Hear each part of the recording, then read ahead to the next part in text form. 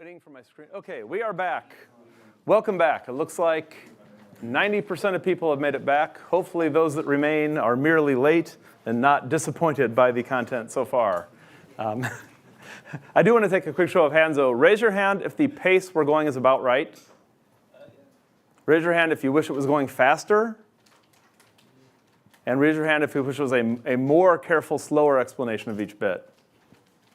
OK, so it looks like based on that, I can go very, very slightly faster without offending the group. OK, so where we left off, we're doing a very simple Java build, but I hadn't actually built the thing yet. So let's start and do the build. Now, again, I'm just going to copy from here because I know this command works. And use, OK, yeah, this thing I already did. We have some tests in here, so I'm going to run the tests and see if the tests pass. And sure enough, they do. And use that as a reason to mention a few bits here.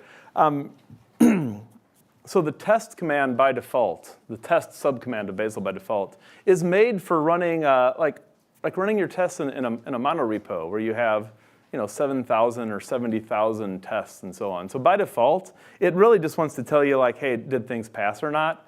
I have found that when tests don't pass, I often would like to go fix them. So get to know these two settings and use them often. You will need them when tests fail. When you have tests that fail because they exceeded a test timeout, you'll need the first one. And when you have tests that fail because the testing tool threw an error message, by default, you actually won't see that error message. It'll be sitting in a log file. Like the Bazel output will just tell you, hey, a test failed, and here's a log file to go look at. This option is a real important common one to say, go ahead and print out the failure in line. And I don't want to get too distracted by testing, so I'm not going to break one and illustrate that. But just feel free to keep this file and look back at it as for options you are likely to want at some point. OK, so line 8, this is how I built the thing. But I really want to run it. So let's go ahead and run this hello world program.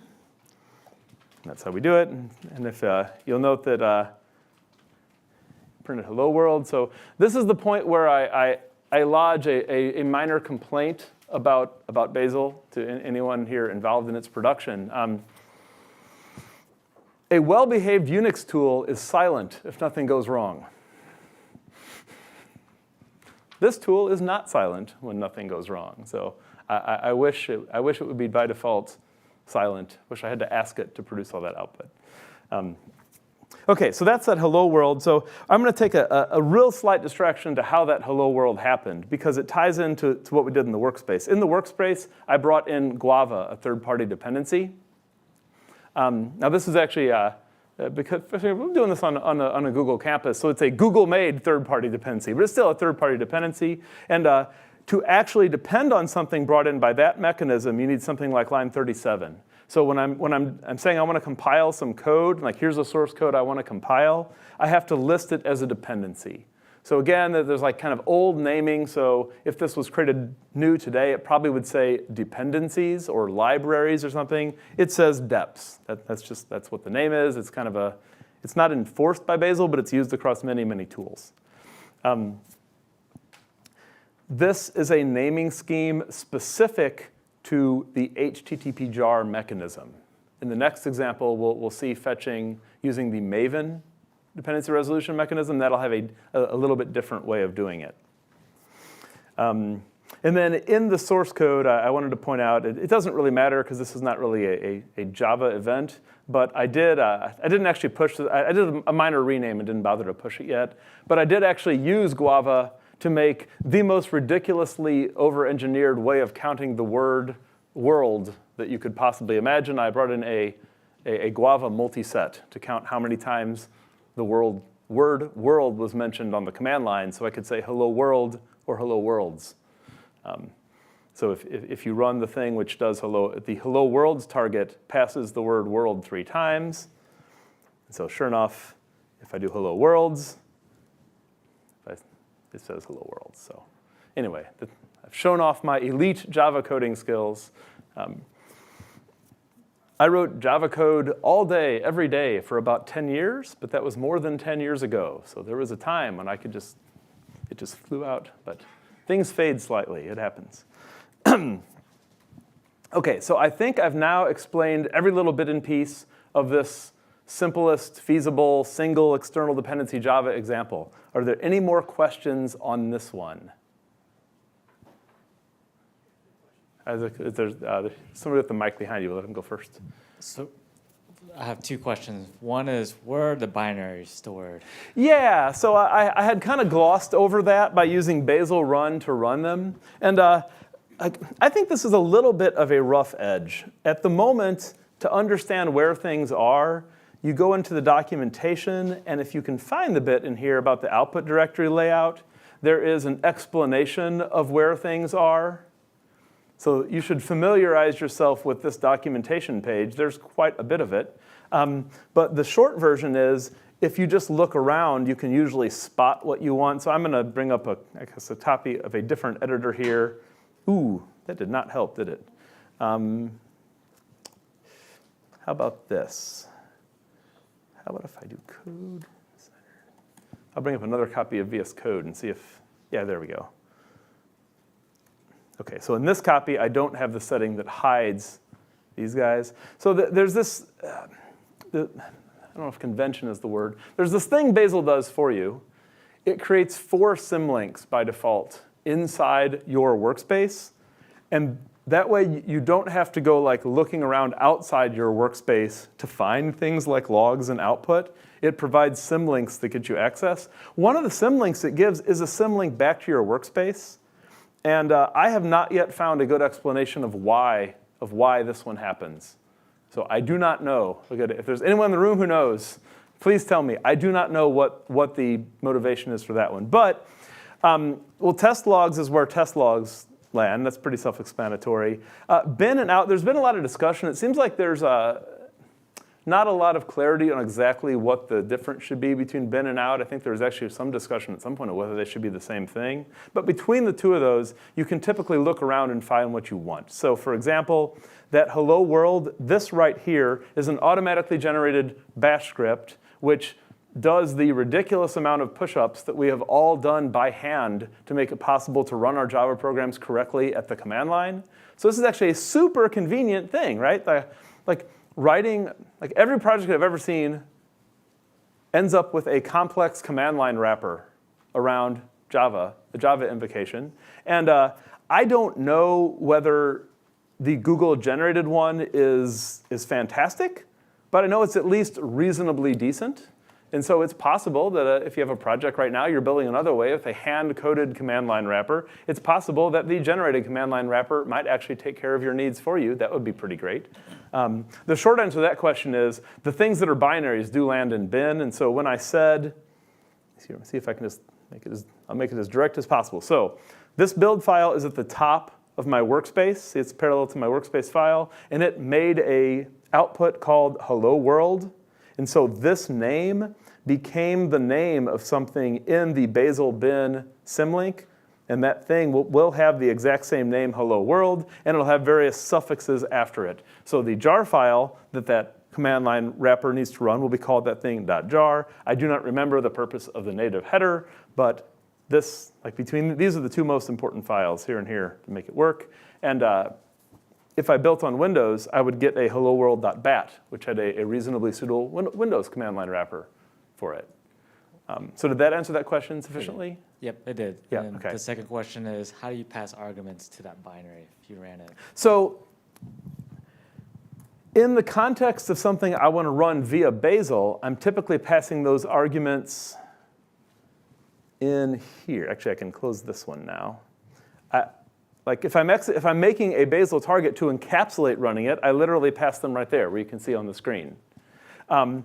I could, though, if I wanted to go run that file directly, let me see here.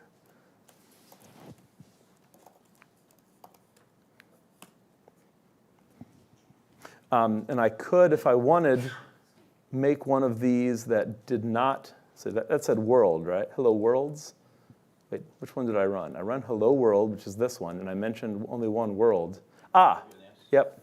So if I say world, it's a single world. If I say world, I say it twice, it's going to say hello to both worlds.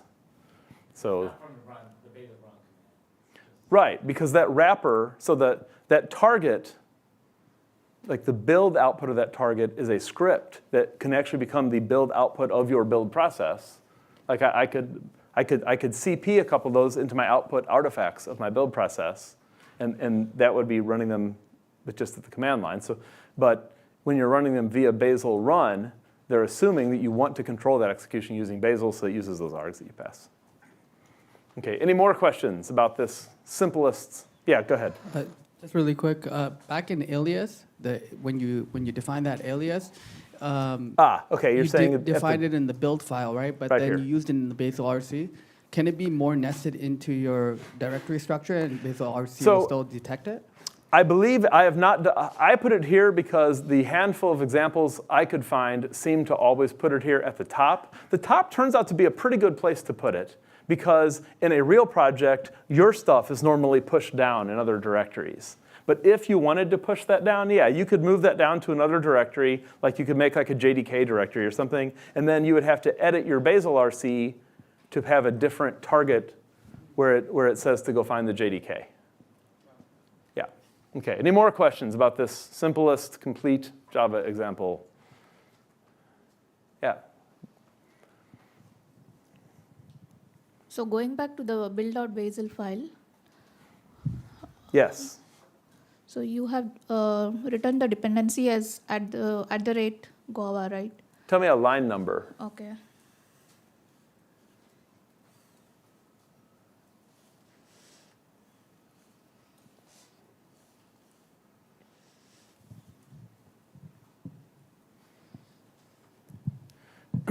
While she's looking for the line number, this is a tip for anyone that ever has to explain code to other people. Always turn your line numbers on, because it's a lot easier to call out a line number than to point.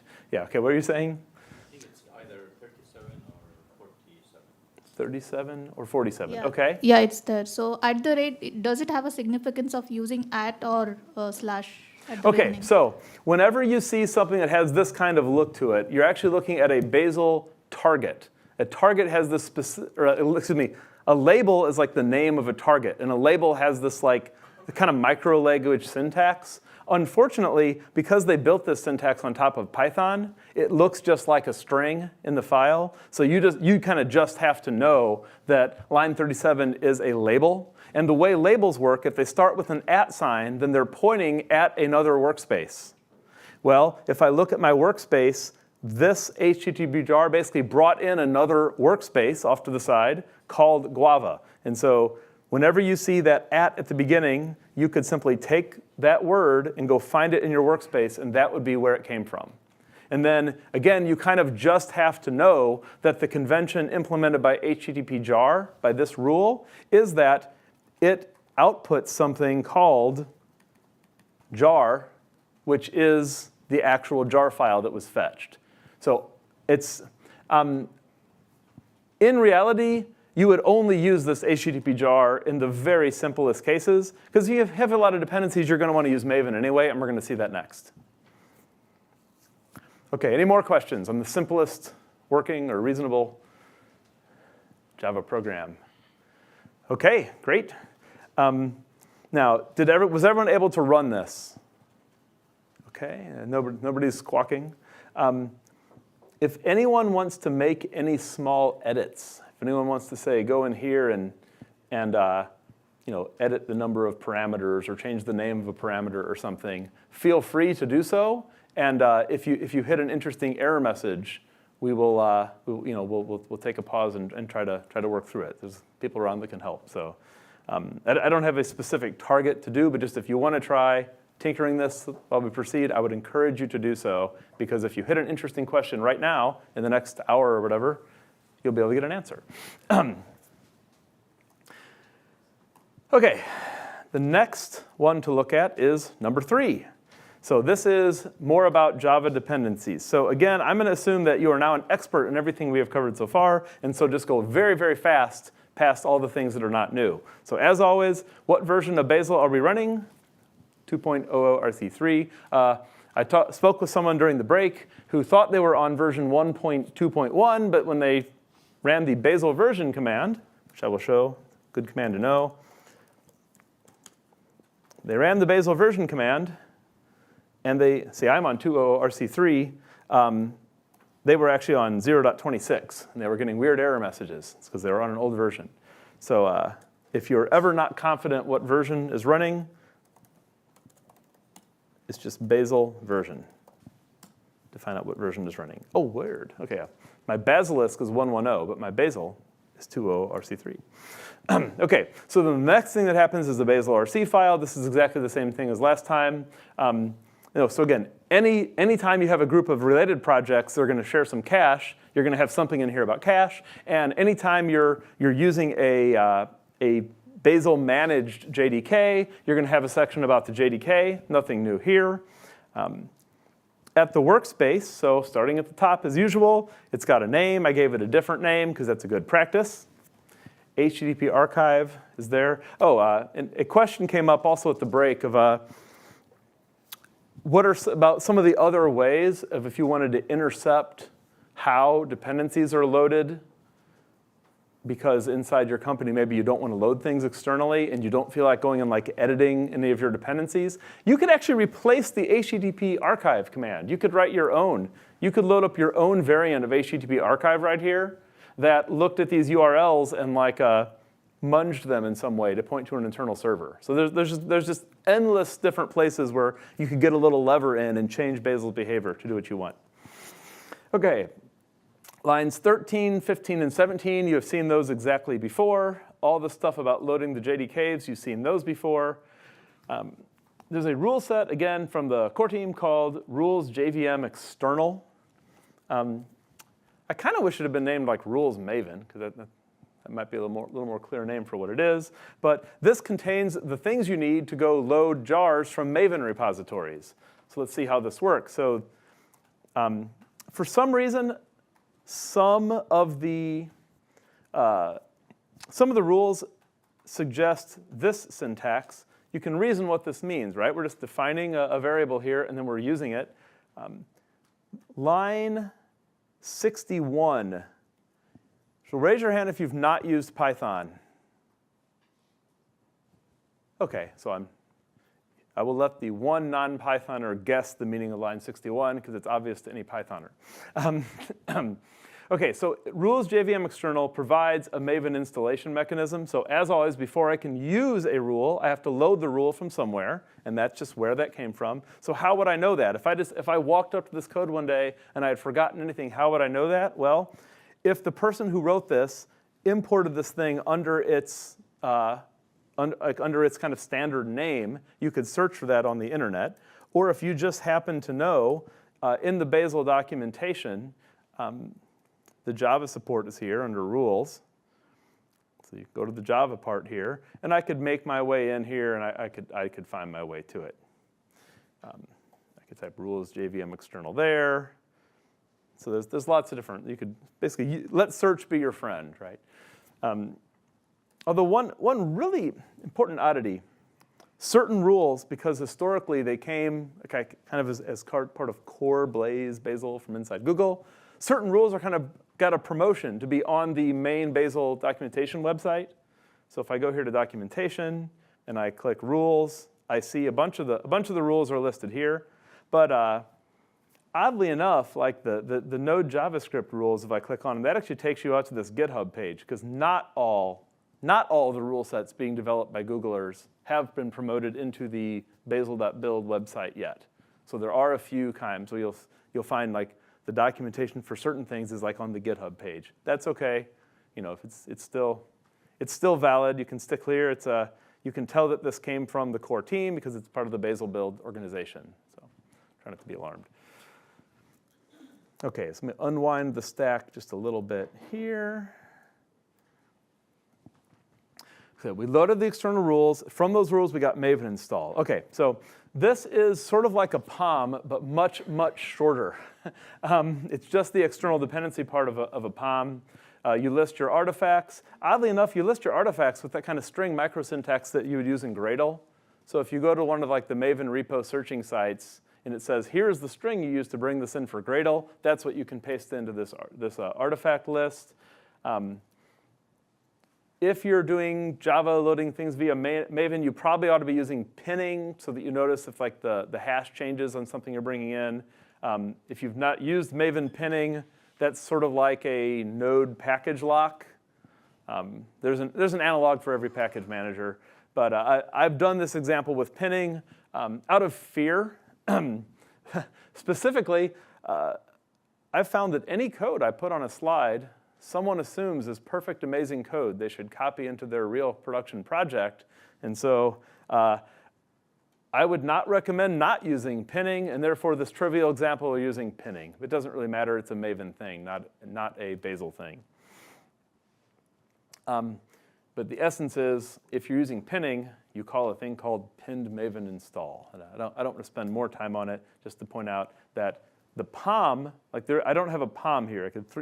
You'd throw away your POM, and the combination of the build files and the workspace file take the place of a Maven POM as you're moving from Maven to Bazel. And I think this afternoon on the schedule, I think there might be a talk that talks about going from Gradle to Bazel. Does anybody know? If anybody has the... Was there just a lightning talk? Yeah. That talk is more than a lightning's worth of talk. Anyway, so just so you've seen the syntax, right? So by now the kind of the theme of how this works should start to become clear.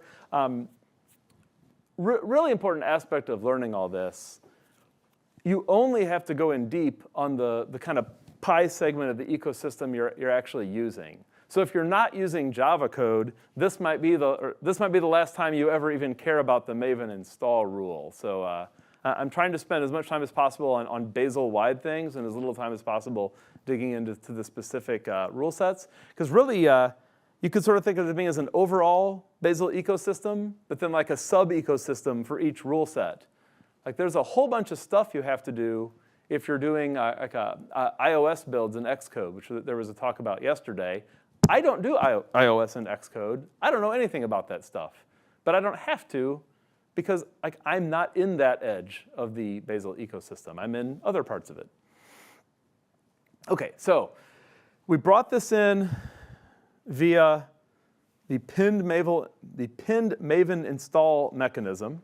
So now we're going to go see how we would use that. So this time, my top-level build file only has the JDK stuff, right? Because you remember I mentioned that each file that has a build file, each directory that has a build file is a Maven module, or a Bazel module, sorry. In a real project of complexity, you wouldn't just pile everything into one build file at the top of your project. It would quickly become, disastrously unmanageable. So instead, you end up pushing the instructions of how to build each piece further and further down, kind of into the tips, into the leaf nodes of your project. So I followed Maven directory naming practices here. You don't have to. I mean, there's no law that says they have to be lined up that way, but just so many Java projects are that I followed the pattern. So here we are. Here's a different variation of the greeter. This is the one that uses that run files mechanism. And that's kind of a Google-specific mechanism. Has anybody ever used the Google Java run files mechanism? I know there's like at least a Google or two in the room. You haven't used it? OK. So I'm going to skip the details of that, which means I can skip this resources directory. The important thing is that instead of doing that Java binary library stuff down deep or at the top of the project, then having long paths to the code, I can put that file down next to the code. See, it's immediately adjacent to the code. And so then when it refers to the source code, it just uses the name. It's right there. You don't have to repeat that long path again and again. Everything in here is analogous to what you just saw, but with shorter paths because we put the build file next to the code. Now there are caveats around this. I don't want to get too deep into Java, but someone had mentioned yesterday in one of their talks that in their project they had chosen the granularity of one build file per Java package, which is to say per directory. And I think that's a really good default. That's probably a better default than one build file at the top for the whole thing. But you should test performance trade-offs. Because the Java compiler is actually really good at efficiently compiling a whole bunch of files that cross-refer. And so it's possible you might slow down your total build by dividing it into many separate build rules. So you may get more performance by picking a little bit bigger granularity, not a single compile for 70,000 Java files, but it's possible that a separate compile for each group of 5 files might cost you some time. I see someone smiling here. Does that happen to you? Okay. I saw a smile. I thought I might have interpreted it as that happened to me. But what I've done here, I only have one Java file, so my granularity is sort of obvious, right? I have one file. I had asked earlier, and Java was the most popular language in the room. So I am happy to take more questions here, but there's one bit. Let me find the important bit.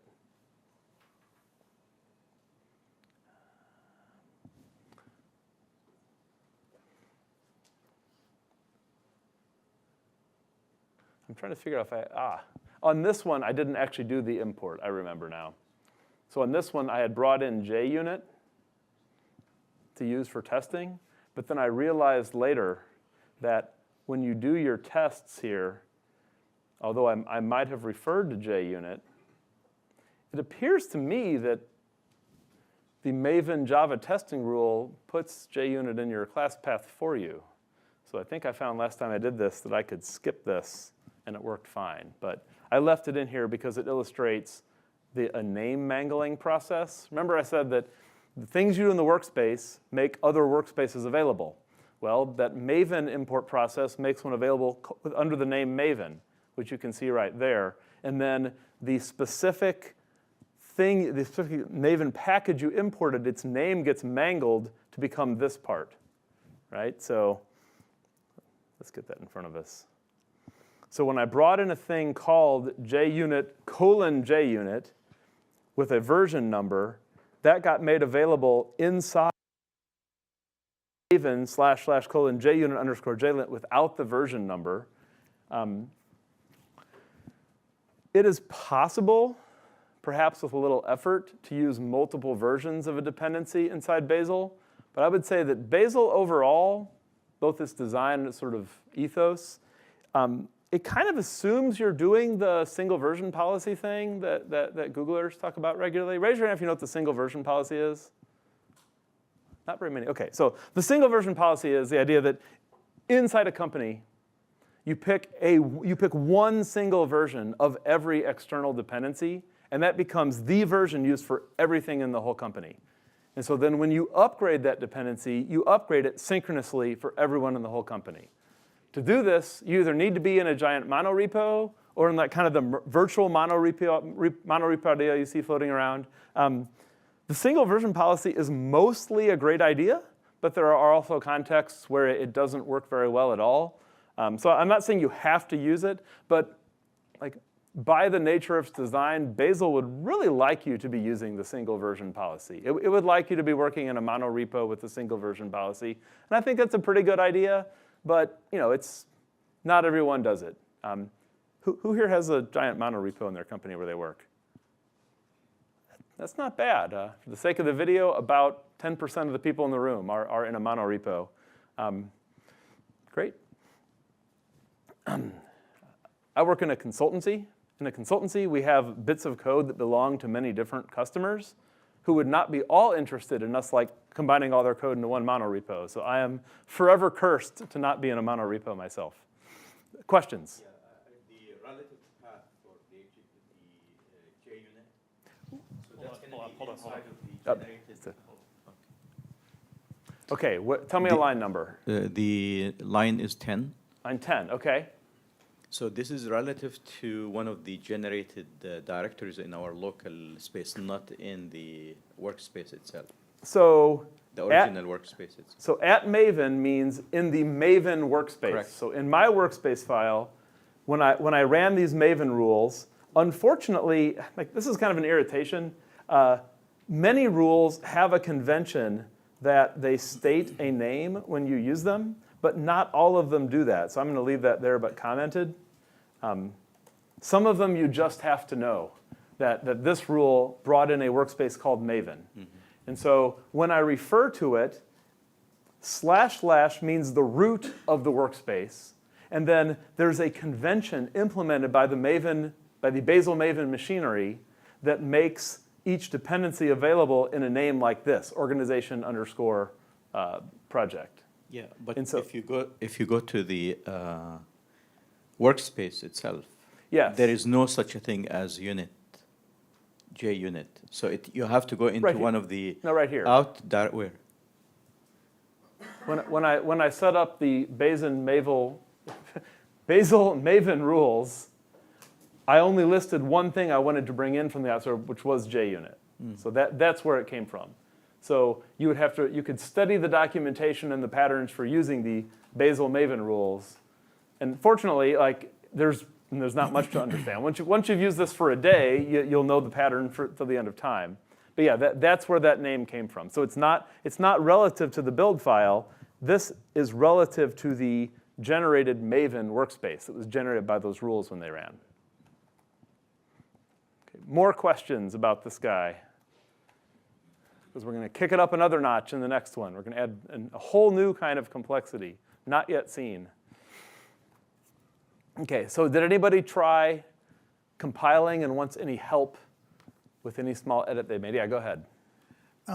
This is a Java library, which is, if I want to publish it out. Oh, so you're saying if you want to get the output. Well, it's actually the same idea. No, I mean, publish it out to an Artifactory so that other people can consume. Oh, okay, so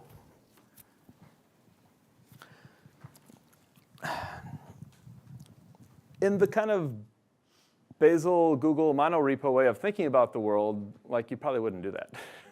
but you could do that. There are rules that you can use to do that here. You could just take the jar file and use the command line Maven publishing tool if you wanted. But I believe there's something in there that helps you publish. I have seen and helped companies go down the path of using an internal Maven repository as their code sharing mechanism inside their company. I would say that is a good way to spend a tremendous amount of time and money developing software. It's maybe, I mean, like living through that and the costs that you incur over time with that approach makes a very strong argument for the single version monorepo approach to software development. But you can do it with this. But I would be cautious to encourage that approach.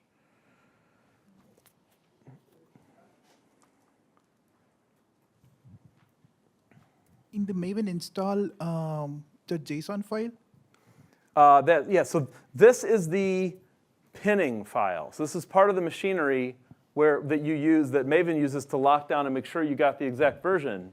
Right. So there are dependencies and direct dependencies.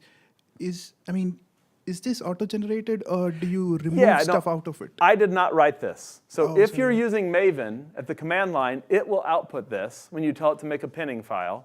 Or if you're using Maven via Bazel, I included some of the commands you might use to get started in comments. But to avoid getting too far down the path in here, in the short time we have about like the details of the Java support, I didn't actually go through running them here. But if you start down this path, you'll find that these commands are really all you need to do that. One of the commands generates the pinning file, and then the other commands consume the pinning file. So basically, this will take care of putting the dependencies in the class path as well. Yes. Yep. And so the generated targets. So this generated target right here, that is a target that contains JUnit and all of its transitive dependencies. And that's an idea that we'll see again and again. So in fact, it's hard to illustrate here because we only have one dependency listed. We'll see a variation of this on the next one that's a little more complexity. But there's this idea that at the top of your project, you specify all of your external dependencies. And then at the build file level, you then narrowly define what dependencies are available to build just this piece of code. Right? So it doesn't automatically take all the jar files for all your dependencies and put them on the class path for everything. It only puts the stuff that you asked it to. So here in the build file, I clicked away from the, get back to the correct build file. Here in the build file, I guess this other build file. I asked for JUnit. I asked for JUnit and its transitive dependencies. That's very important. If, let's say you had 100 incoming Maven artifacts, and there's another 100 transitive dependencies or whatever. If you included all of those in the class path for everything, then anytime you had a version bump of any of your dependencies, you have to rebuild and retest everything. But by narrowing the dependencies, that idea that where Bazel is managing this build dependency graph, it knows what it has to rebuild because it knows what changed, because you told it what changed. One last question. If there are like a diamond dependency problem where two transitive. Yeah. Okay, so dependency management is a gigantic pain. That's why there was the comment on the main stage yesterday that the workspace file is starting to look like it might have to grow into a dependency manager, and they really, really don't want to do that because it's a gigantic pain. One of the ways in which it's a pain is the diamond dependency problem. In this example you see in front of you, we are delegating dependency resolution to the Maven machinery for dependency resolution. So Bazel is doing precisely nothing to do with the diamond dependency problem here. That is a giant pain, and that the single version policy frees you. You never hit the diamond dependency problem if you have the single version policy, because it gets resolved kind of by the set of what you chose, right? But yeah, okay. Any more questions on this bit? Okay. We're going to step it up a notch. We've seen Go, we've seen Java. Let's see them together.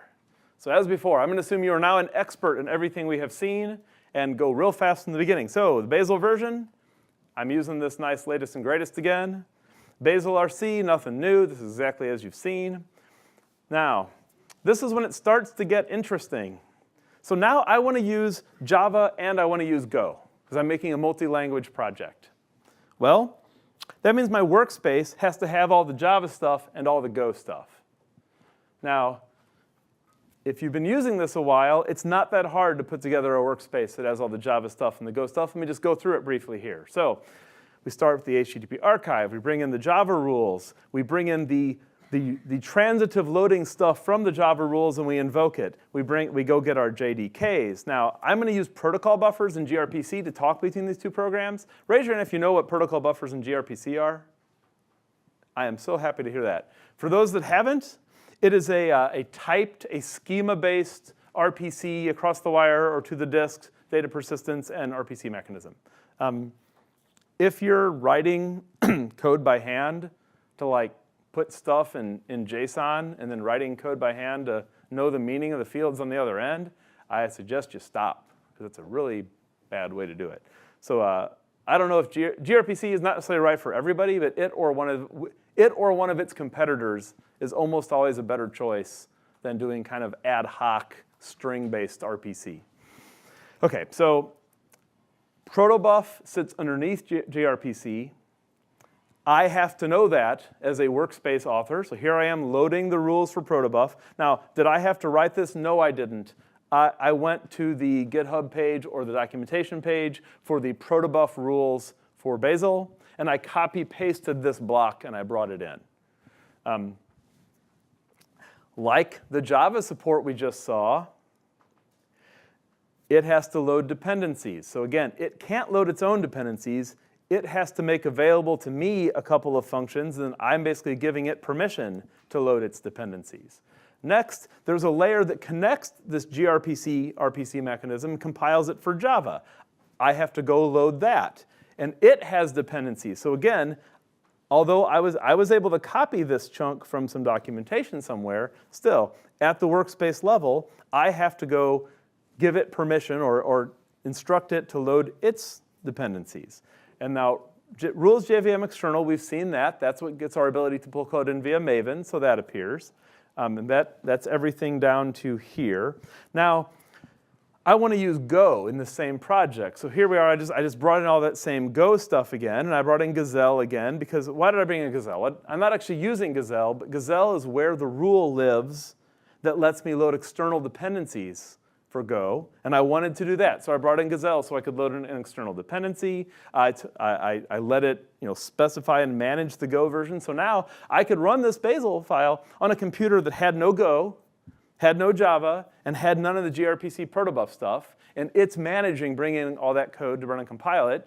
And in fact, it does so successfully across 3 operating systems. So on the one hand, this is like only the 4th workspace you've seen today. On the other hand, this is, I believe, a reasonably correct workspace, as illustrated by it actually works across multiple operating systems. OK, so here we are using that Go mechanism to bring in dependencies. And again, a little frustration, because this top one is this thing called Slim. That's a dependency I'm using. But again, because the way workspaces work, they're not recursive. They can't go fetch, things can't go just automatically fetch their own dependencies. I have to know that if I'm using gRPC with Go, that I have to bring in these 3 things. So you might be thinking, wow, that's now 100. It's only 2 languages and 1 RPC mechanism, and it's 183 lines. And it seemed like there was a lot to understand. And how on earth would I know that I had like versions of all this stuff that's compatible? Has anyone, raise your hand if you've thought that to yourself yet. I'm disappointed only a few have thought that. If you start using this, you will run into this. This is the exact problem that Federation, that you heard mentioned yesterday, solves. So with Federation, if these tools were in Federation, and since they're like core Google things, they will almost certainly make their way in Federation, you would delete this whole workspace and put in a very short number of lines that say, go get me all the matching versions that someone else figured out of these tools, and it would all just work. But that's a great future thing coming for today. If you want to use Java and Go and gRPC, you need something pretty close to what you have in front of you here. OK, any questions about this workspace? So there surely must be some, because it's 183 lines long. Yeah? Maybe you covered this before, but in the Oh, can you do that? how does it know which JDK to install? OK, so the question was, how does it know which JDK? So that is just brought over from the previous step. In my top-level build file, I'm using the alias and select mechanisms to pick the right one. OK, more questions about this workspace?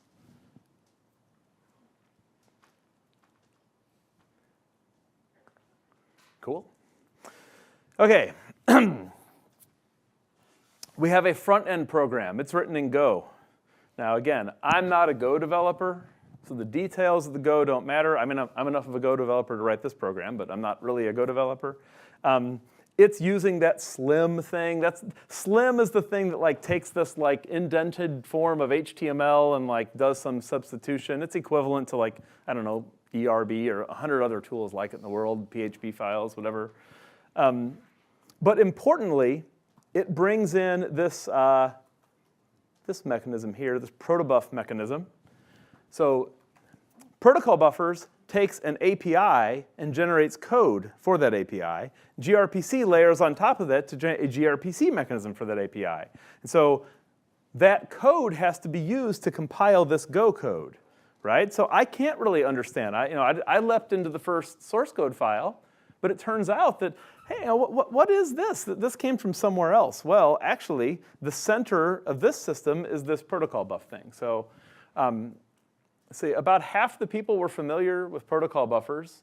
So for those that aren't, it's kind of, well, who knows what IDL is? Anybody use Corba in the good old days? All right, OK. So this idea has been re-implemented a zillion times, and it basically is create a language-neutral way of describing the shape of data and the shape of API calls, and then compile that language-neutral way toward many different language targets. And everybody that does this has a slightly different twist on how they think it should be done. Protocol buffs is an especially nice one. And although this is not about protocol buffs, I want to point out why it's especially nice. When you define structures, you give an arbitrary number, kind of like a slot number, basically, to each field, which means that you could actually rename the fields without breaking binary compatibility.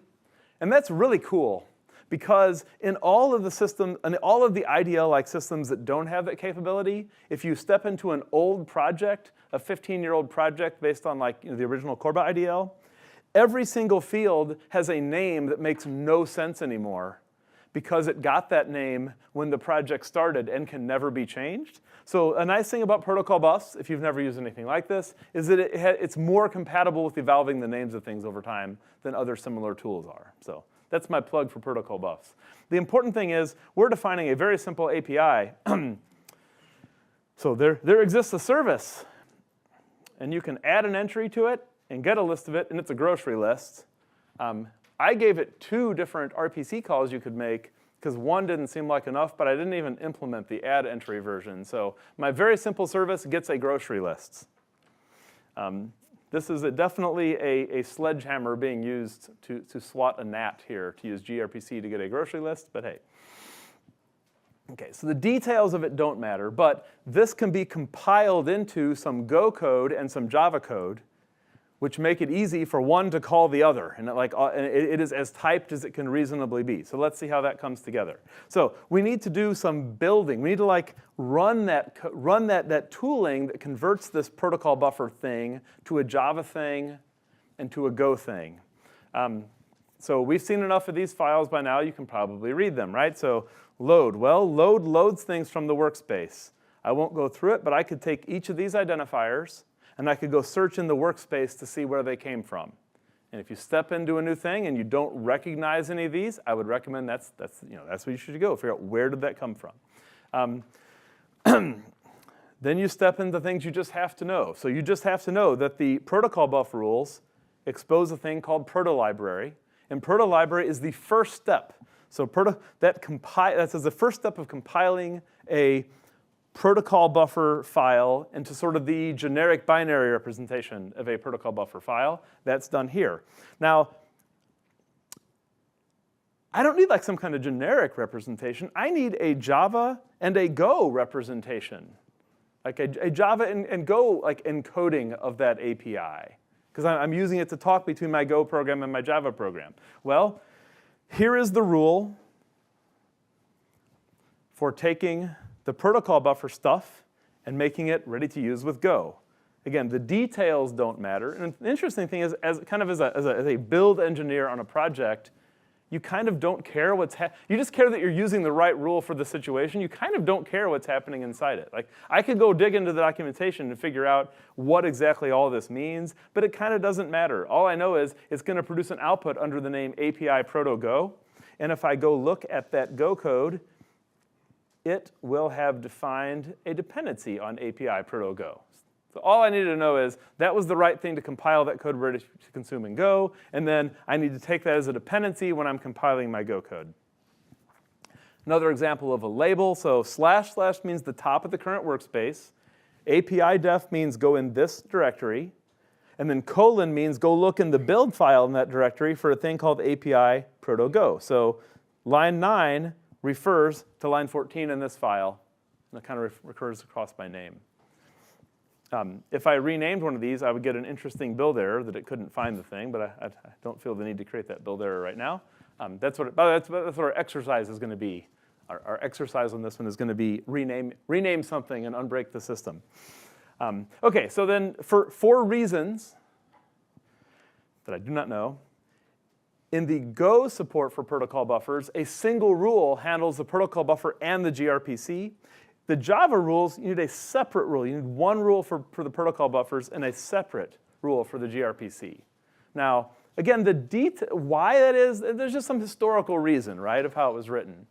The important thing is, I could go read the documentation, which I did. Then I invoke these things, and now I get generated the Java code I need under that name to consume this from Java. So now I have this API defined, and I've generated Java code and Go code going different ways. I'm going to consume it from there, and then I'm going to be able to call one to the other in this typed way. Now, here's the Go side. Again, the details, here we go. So right there, so I import, so the thing that I generated, I had told it to generate it under the name, see if I can spot it there, under the import path Proto Grocery API, so that then when I imported it in Go, there's the name Proto Grocery API. And then this is just a local alias mechanism if you want to have your own short name for something you imported. And then if I would read through here, I could see this is me calling the Go mechanism for how I like talk to something that implements this grocery list service. So again, if I was giving the all-day explanation of this, I would go through this line by line and why, but it kind of doesn't matter from a Bazel point of view. All that matters is somehow this code ended up here so the thing could compile and run. And then from the Java side, which I called service, there's something, let me see if I can find, there we go. Same idea, those Java dependencies that got generated by the Bazel stuff over here is now available over here to consume from the Java part of my build. So I have a common part of my build, which defines an API, and then I'm like compiling that and making it available to this Java code and Go code. So any questions on like the basic idea I'm trying to give like the fastest possible explanation of the overall idea. So I'll take a question or two. I know several people were using gRPC. Raise your hand if this makes total sense because you use gRPC. I wish I saw more hands. OK, ask me a question that would clarify what's going on here. Lance, you can be a ringer if you have to. Why is it not obvious? Why is not everyone raising their hand? What's going on here? Any ideas? Maybe if I just run it, maybe that'll make it more clear. We'll try that. OK, I would encourage you to do this on your own machine. As usual, the exercise file has everything you need. You can build it with Bazel build. Oh.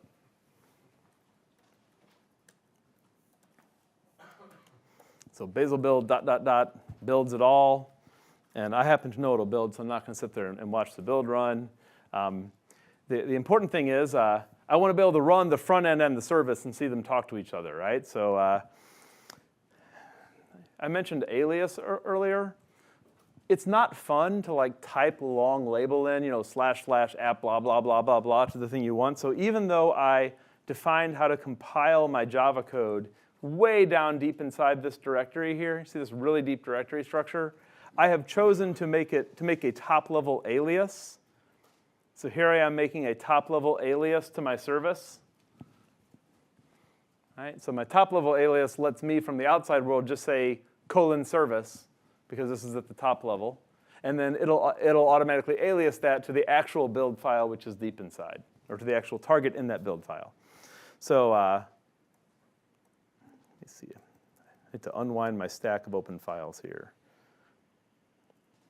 OK, so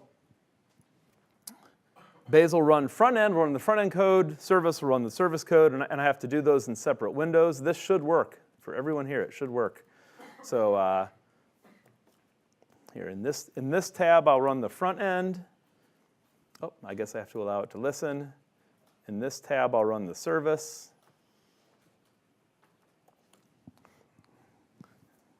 I guess I have to let them both listen. I wish. It seems like as macOS now makes me answer that question a lot more than it used to. And then my front end is listening on port 8080. And so if I go talk to port 8080, I can see my shopping list. So I'm supposed to applaud at this point. So obviously the functionality is not what's impressive, but let's go trace through exactly what was happening there, how that actually worked. So this is my front end directory, has my front end Go program. The important thing is that if I search through this program for example, bananas, it's not mentioned, right? So the data, I have not inadvertently hard-coded my grocery list into my front end. Instead, in my front end program, I called this get list, and the machinery around it doesn't matter. This is all gRPC irrelevant details. The important thing is that I use this gRPC mechanism to call this get list call, to find it in the protocol buffer file, and then I'm calling it in a typed way here. See, it's typed from Go, and then over in the Java code,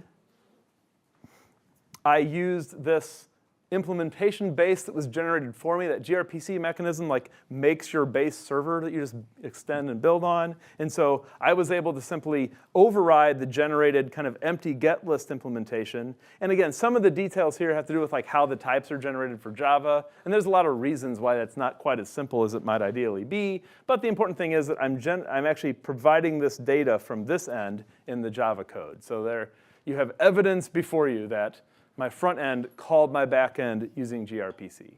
So again, the gRPC isn't what matters. What matters is you're now starting to look at a realistically complex workspace. And so this ended up at 183. The interesting thing is that the complexity of this workspace is almost entirely a function of how many different technologies I used. If I replaced that one source file Java service with 25 different microservices, each of which had 10,000 lines of code, it's quite possible I would not edit a single character in the workspace file. So the workspace file's complexity is a function of how many things you're using, not a function of how much you're using of each one. Whereas if I implemented 17 more of these services, I would put a build file next to each one, and I wouldn't have to like edit one single file to know about how they relate. I would just put it all right there. And so you have like a sprawling team making a bunch of changes. You don't have the kind of merge conflicts you would have if you were managing it all in one file. It's all very suitable for use at scale with teams, that sort of thing.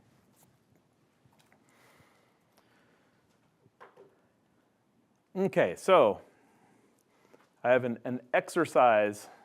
Actually, I have one more thing to show, then I have an exercise. Let me see if I can find this thing. Where on earth? Where's my BZL file? Yeah, okay. So when I did this API definition build, I started to notice, like, that's getting a little messy. I mean, it's only 4 rules, right? But like, let's say that I had like 15 more of those, right? Let's say I had a bunch of those. Big project, right? Do I really want to have like a bunch of different copies? And like, look at this naming convention. This is kind of painful, right? Like I had to figure out how to like make up a name with these suffixes with Go and Java lib. Did anybody notice this yet? Is anybody critiquing my code as you saw this? That it's like a lot of irrelevant details in there. If I had to do this again, you can imagine like having to carefully edit a file to make it like this file, but like with maybe like search and replacing the word API with the name of a different API. Has anybody spotted that yet? I was hoping someone would feel uncomfortable with this file. Well, there's a Bazel solution for that, and I've put something at the bottom here to illustrate. So what I'm going to do, and you're welcome to follow along, I'm going to take all this stuff and just comment all of that out. And then I'm going to take the thing I have at the bottom and I'm going to uncomment it. So let's say I was working at Acme Corporation, famous from the, I guess, Bugs Bunny cartoons. And they had corporate standards of how Acme Corporation does protocol buffer gRPC interfaces and how exactly they want to do the naming. So remember I mentioned, so workspace files are how you bring stuff in to your workspace, and build files are how you specify what you're going to make in your workspace. BZL files are how you extend the whole thing. So what I've done is this is a rules directory. I've made like kind of the simplest reasonable BZL file. So here I am, I'm extending Bazel in a sense by defining the Acme way of doing gRPC. Now, I don't want to dig into like the syntax details of Starlark too much. This is it's a Starlark file. It's the name of this language. But the simplest thing you can do in Starlark, kind of the least power step you can use when you're getting your feet wet writing your own BZL files, is to make what they call a macro. Now, a macro is just a function, right? It's def, like if Python people, right? That's just a Python-like function, right? So macro simply means a way of writing one thing that then expands out into a set of things. So in this example here, I've simply done some syntactic edits, right? I've loaded in those rules, and then I've said, well, like, take the name that I was passed and make that the name of the proto library, and then add the underscore Go to it and make a Go proto library, and then do the same thing with Java and so on. So basically, I have I've made a kind of corporate standardized implementation instead of a concrete human following a naming pattern. I've encoded how to follow that naming pattern into a macro. And I would definitely recommend, before you try to do like your own custom rules, start writing macros. It's really easy. I basically copied and pasted this stuff in here, and I indented it a little bit, and I edited the syntax a little bit. I don't want to dig into the details here because we're at 30 minutes from the end, but it's really easy to get your feet wet here. And then this is like a gentle on-ramp to where you're writing your own rules. Writing your own rules is considerably more complex, but if you get comfortable writing macros, in a few weeks you'll be ready to start writing your own rules. Okay, so I want to try one. I want everyone here to try one exercise if you have it up and running anyway. So I'm going to put this back the way it was. I want you to try just renaming one thing in here and then make your build run again. So pick any of these things, any of these names, and just make some edit to it, and then try to make things work again. And that'll put you through the exercise of understanding how the names link together. So the one I'm going to try naming is this one. I'm going to try renaming Java lib, and I'm going to name it I'll at least follow the underscores. So I'm going to try renaming mine this way. So if I go over here, I can kill these things.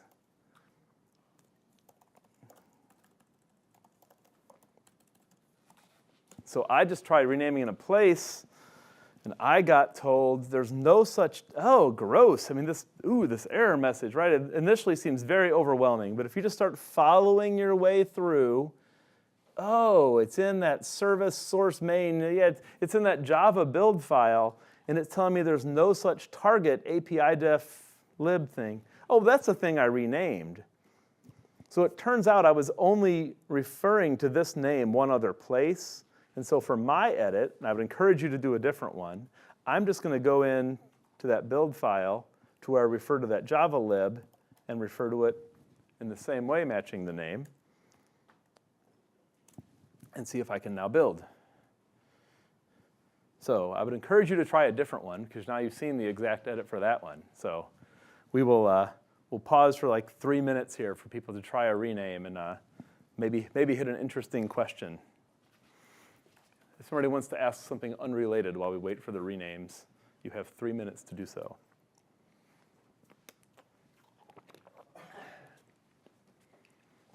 Yeah, we got one up here. He's going to get to the microphone. They're trying to do a recording. So yeah, I'm kind of confused on like rules and macros. So macro is basically like a function that you would load other macros within, like native macros. So the things that we're using here are like they're called rules. Let me go back in here. So everything we're evoking, this is the proto-library rule. This is the Go proto-library rule. So a macro just wraps up one or more rules and like somehow translates or expands the parameters in some way. Oh, okay. And so a macro looks just like a rule from the point of consumption. Yeah. In a sense, it is a rule, but like it's a simplified kind of rule called a macro. So I spoke with several people here. I just asked them because I saw them doing a talk. And of the several people I talked to, they all were doing something vaguely like this idea, where even if they were mostly using off-the-shelf rules, they were like wrapping them in at least some trivial way to implement some aspect of how they want to do things as a company. It's a very, very common thing in Bazel.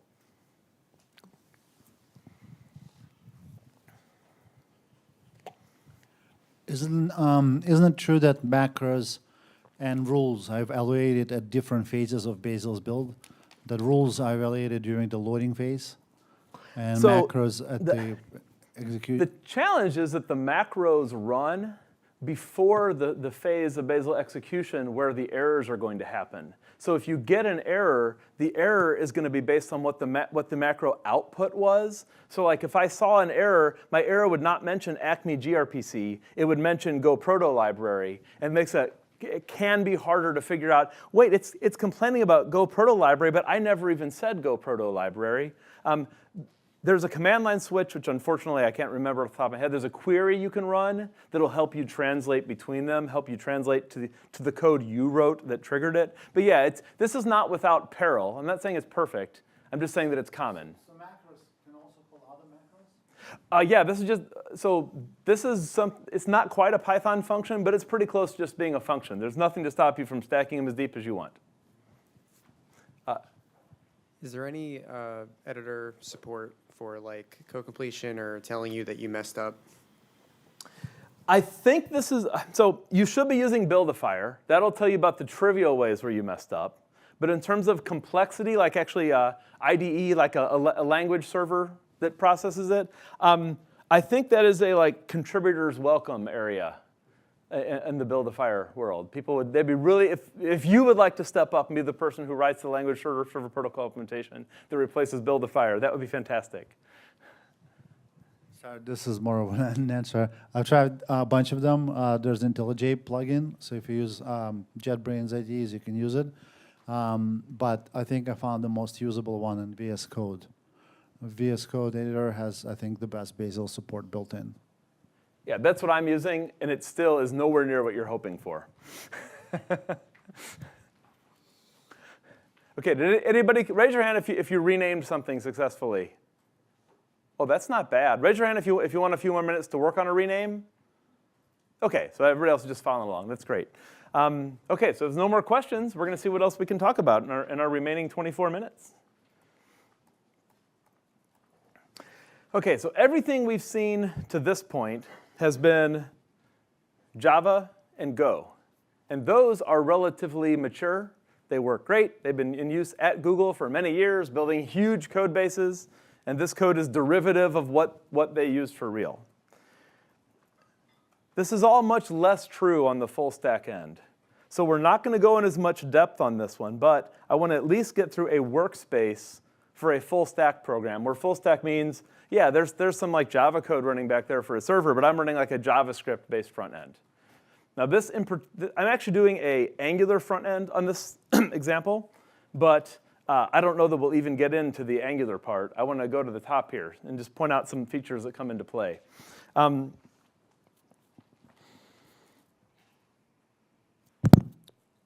So if you're familiar with Maven, but not with NPM, you could think of the NPM ecosystem as like the Maven ecosystem, but with a much larger number of much smaller packages and very broad and deep transitive dependency trees. So like I mentioned, actually, you know what? Someone remind me of the Unix command to count the total size under a directory. Is it like du dash? It's du, but it's hs. Is that it? Oh, that's not bad. Yeah, so I really trimmed this one down to get it to only 424 megabytes of transitive dependencies. On our real projects we do for customers, we're usually at 700 or more. By default, something like a dependency load, that's like a build rule output. So that's going to be hidden down inside that Bazel out mechanism. But my IDE, I want IDE support for all those dependencies.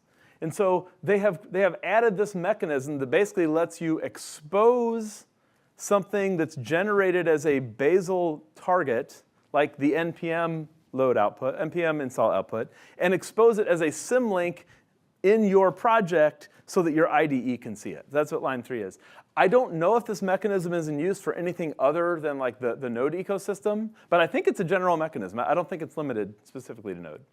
So that's what line 3 is. You'll probably only ever see that if you're doing JavaScript. They just announced that at lunchtime there's a birds of a feather, and I'm really curious if anyone's even there, because I think on all the Mang talks at this and the last BazelCon, I think everybody was using languages other than JavaScript. I don't remember seeing anyone. Yeah.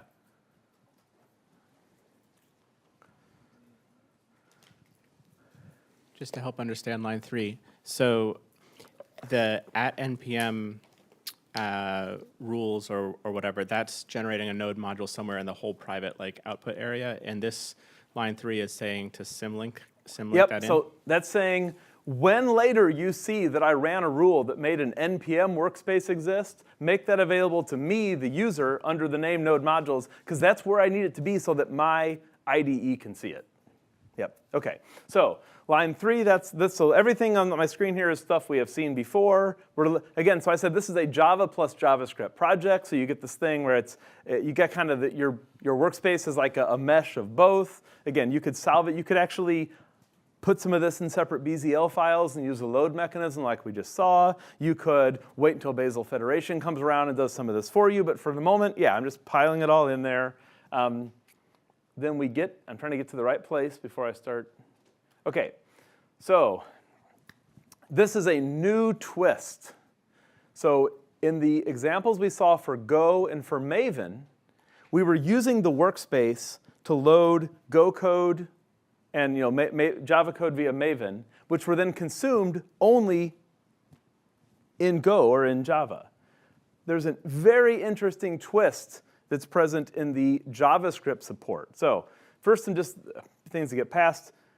It's called rules Node.js, but it's really rules JavaScript. It has browser-side JavaScript support in there. It's just a legacy name. So this is like less than a year old, but it has a legacy name. Maybe if we all ask Alex Eagle to rename it, maybe it'll get renamed. So from there, from that, so I made it available. Then again, I said, now reach inside the thing I just downloaded and get me some things out of it that I can call. There's node repositories and yarn install. OK, so node repositories. I do not remember why this was named repositories, but this has the effect of going and getting me a node. So again, just like I managed my version of Go and Java through the Bazel mechanism, instead of just relying whatever happens to be on the machine, I'm using Bazel to go get Node. So I'm saying, go get a managed copy of Node and use that to run everything I need to run.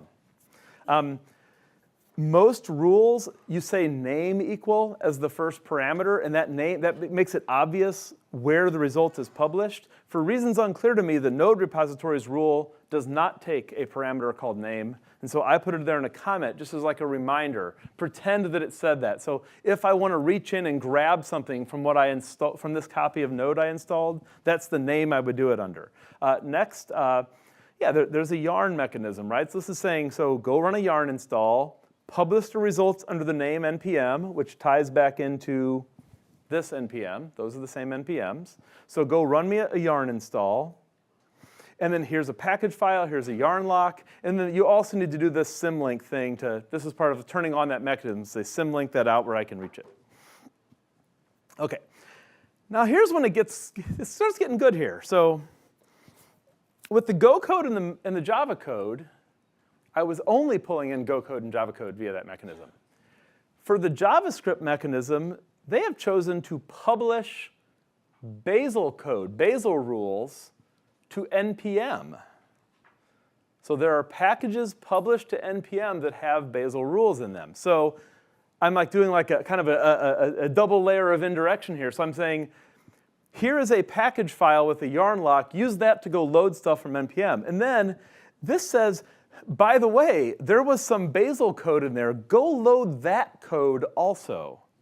And then because of that transitive thing, there's no way of just like having this single thing just do the whole. Like it can't just transitively grab all the transitive dependencies. So you kind of have to know that is going to expose things that you need to go load further dependencies. So at the moment, I believe the only documentation of this is the published example set in rules Node.js.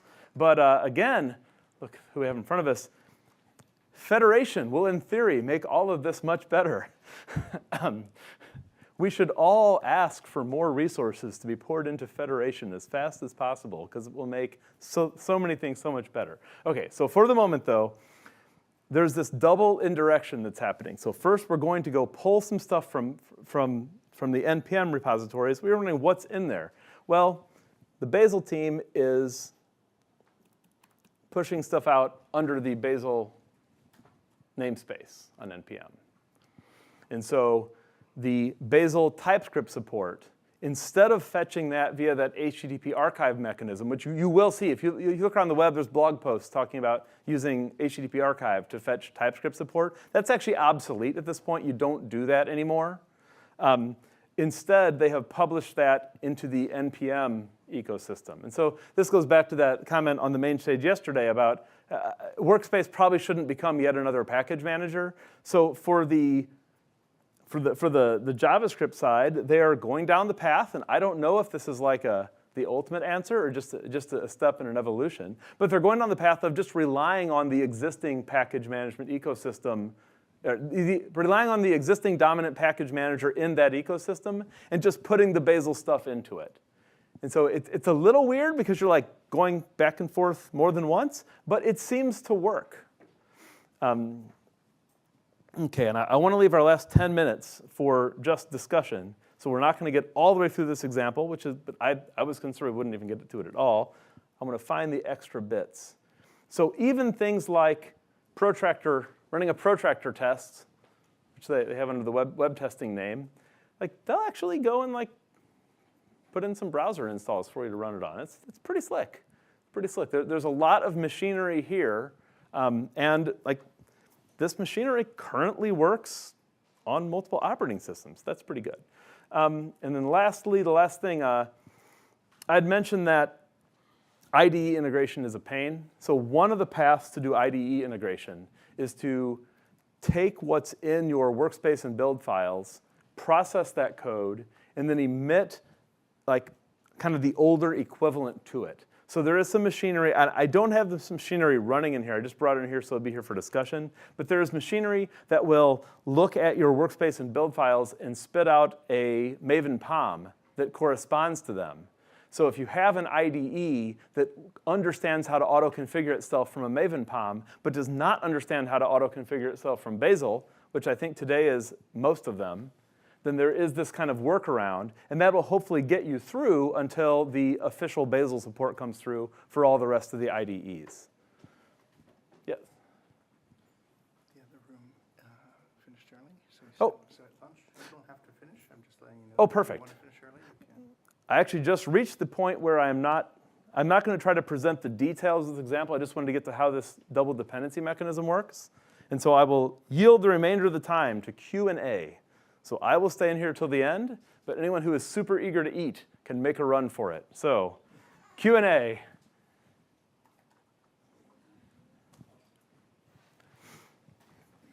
So this is an odd question, but you mentioned that you're not dealing with a monorepo in your work.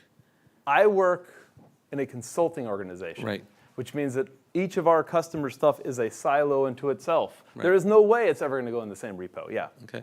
Let's just say you didn't have any legal issues or whatnot, and every customer was happy to have not a single repo, but multiple repos, but you would have to build one Bazel pipeline. How would you go about doing that? Or would you do that? Exactly. That wouldn't make sense for somebody who's supporting unrelated projects, because the probability of all your unrelated products being on the same version of Bazel even is really, really low. There are things that make you have a separate workspace, a separate build pipeline. It's like if you literally have one project stuck on Bazel 0.26 and another that's on 1.2, like, yeah, they're going to have to be pretty separate. Yeah. Was it okay?